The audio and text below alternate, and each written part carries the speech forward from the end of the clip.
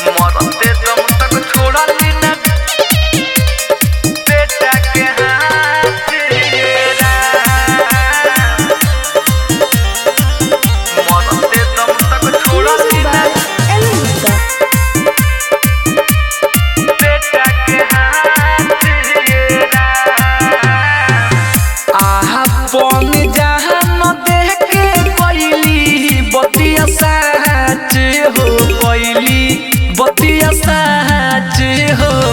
आहा पन जहान देख के कोइली बतिया साच हो, कोइली बतिया साच हो। मरते दम तक छोड़ली ना बेटा के हाथ रे राम।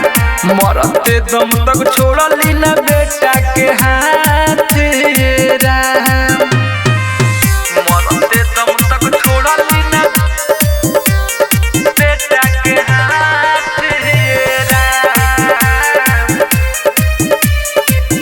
मरते दम तक छोड़ली ना माई के ममता तो हवे महान हो, एही बजिया दुनिया जहान हो। एही बजिया दुनिया जहान हो, माई के ममता तो हवे महान हो, एही बजिया दुनिया जहान हो। आपन जान देख के कोइली बतिया साच हो, कोइली बतिया साच हो।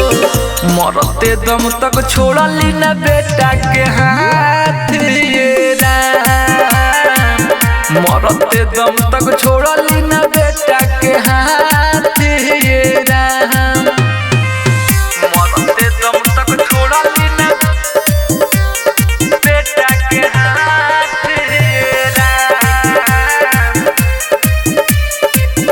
मरते दम तक छोड़ली ना शीतल प्रेमी तो गावेले, गाके ई बतिया बतावेले, गाके ई बतिया बतावेले।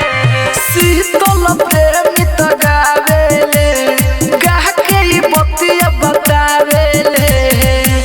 आपन जहान देख के कोइली बतिया साच हो, कोइली बतिया साच हो। मरते दम तक छोड़ली ना बेटा के हाथ रे राम। मरते दम तक छोड़ली ना बेटा के हाथ।